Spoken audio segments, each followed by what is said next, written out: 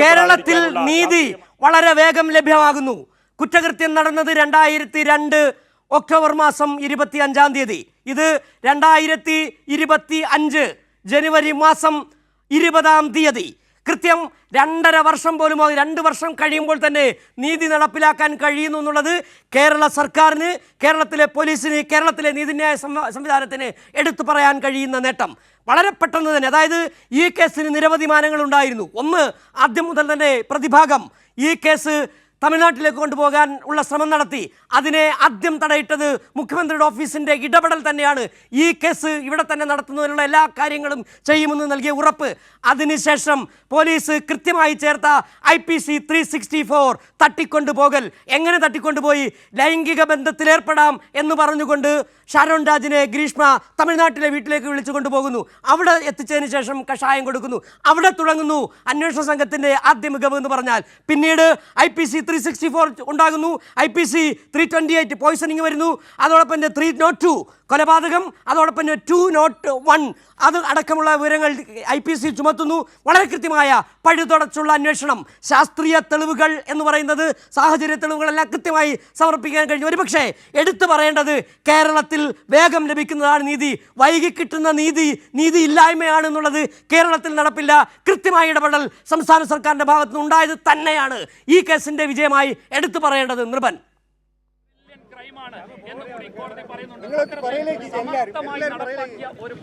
തീർച്ചയായും ഏറ്റവും പ്രധാനപ്പെട്ട കാര്യം സിജു അത് തന്നെയാണ്. ഈ കേസുമായി ബന്ധപ്പെട്ട് നമുക്ക് കൂട്ടിച്ചേർക്കാൻ കഴിയുന്നതും അത് തന്നെയാണ്. ഏറ്റവും പ്രധാനപ്പെട്ട കാര്യം എന്ന് പറയുന്നത് ഈ കേസിലെ വഴിത്തിരിവ് ആയത് ഈ കേസ് തമിഴ്നാട്ടിലേക്ക് കൊണ്ടുപോകാനുള്ള ശ്രമം പ്രതിഭാഗം പലതരത്തിൽ നടത്തിയെന്നതാണ്. അത് തടയിടാൻ അന്വേഷണ സംഘത്തിന് കഴിഞ്ഞു.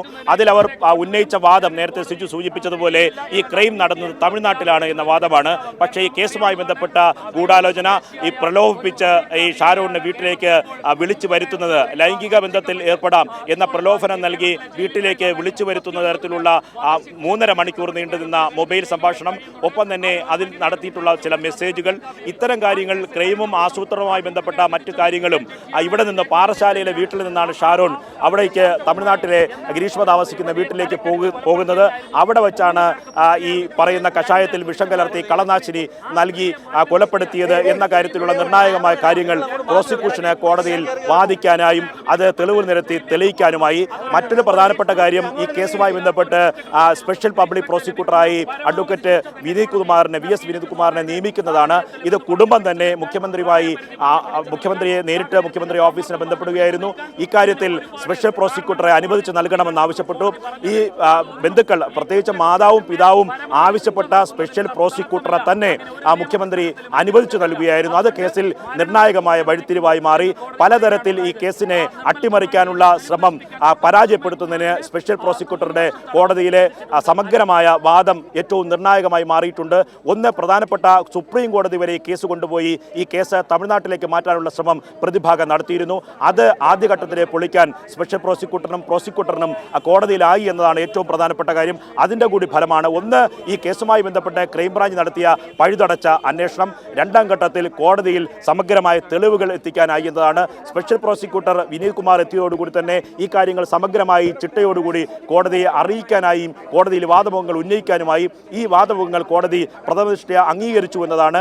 പരമാവധി ശിക്ഷയായ തൂക്കുകയർ തന്നെ ഈ കേസിൽ വിധിച്ചിരിക്കുന്നു. ഷാരോണിന്റെ മാതാപിതാക്കൾ ആഗ്രഹിച്ചതും അതുതന്നെയാണ്. ആ ആഗ്രഹം സബലീകരിച്ചിരിക്കുന്നു. കോടതി മുറിക്കുള്ളിൽ ഈ വിധി പ്രസ്താവം കേൾക്കുന്നതിന് വേണ്ടി ഷാരോണിന്റെ അമ്മയും അച്ഛനും ഒപ്പം തന്നെ സഹോദരനും ഉണ്ടായിരുന്നു.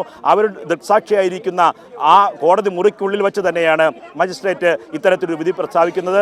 ഈ വിധി പ്രസ്താവം വന്നുടൻ തന്നെ മാതാവും പിതാവും കോടതി മുറിക്കുള്ളിൽ പൊട്ടിക്കരഞ്ഞു. അതിനുശേഷം കോടതിക്ക് കൂപ്പുകൈ ഉയർത്തി രണ്ടുപേരും നന്ദി അറിയിക്കുകയായിരുന്നു. അന്വേഷണ ഉദ്യോഗസ്ഥർക്ക് ഈ ചോദിച്ച സ്പെഷ്യൽ പ്രോസിക്യൂട്ടറെ തന്നെ അനുവദിച്ച് നൽകിയ സർക്കാരിന്, ഒപ്പം തന്നെ പോലീസ് നടപടികൾക്ക്, ക്രൈംബ്രാഞ്ച് അന്വേഷണം നടത്തിയ ഉദ്യോഗസ്ഥർക്ക് ഒക്കെ തന്നെ ഒരു കൂട്ടായ പ്രവർത്തനമാണ്, ഒരു ടീമിൻ്റെ വിജയമാണ് എന്ന് തന്നെയാണ് കഴിഞ്ഞ ദിവസം ഈ സ്പെഷ്യൽ പ്രോസിക്യൂട്ടറും ഒപ്പം തന്നെ അന്വേഷണ ഉദ്യോഗസ്ഥരും പറഞ്ഞത്. അത് തെളിയിക്കുന്നതാണ് കോടതി വിധി. കോടതിയിൽ എത്തിച്ച തെളിവുകൾ, ഈ പറഞ്ഞ 323 വരുന്ന ഡോക്യുമെന്റ്സ് ആണ് കോടതിയിൽ കൊണ്ട് എത്തിച്ചത്. സാക്ഷികളെ പൂർണ്ണമായി വിസ്തരിച്ചു. ഈ തെളിവുകൾ, സാങ്കേതികമായ തെളിവുകൾ, ഒപ്പം തന്നെ ശാസ്ത്രീയമായ തെളിവുകൾ, ഡിജിറ്റൽ തെളിവുകൾ, ഈ പറഞ്ഞ വിഷം ഉള്ളിൽ ചെന്നു അതുമായി ബന്ധപ്പെട്ട ശാസ്ത്രീയമായ തെളിവുകൾ, ഇവയെല്ലാം ഈ റിപ്പോർട്ടുകളെല്ലാം പരിശോധിച്ചാണ് കോടതി അന്തിമമായി വിധിയുണ്ടായത്. തക്കതായ ശിക്ഷ, ഉചിതമായ ശിക്ഷ വേണമെന്ന് ഷാരോണിന്റെ മാതാപിതാക്കൾ ആവശ്യപ്പെട്ടു. ആ ശിക്ഷ തന്നെ ലഭിച്ചിരിക്കുകയാണ്. സിജു.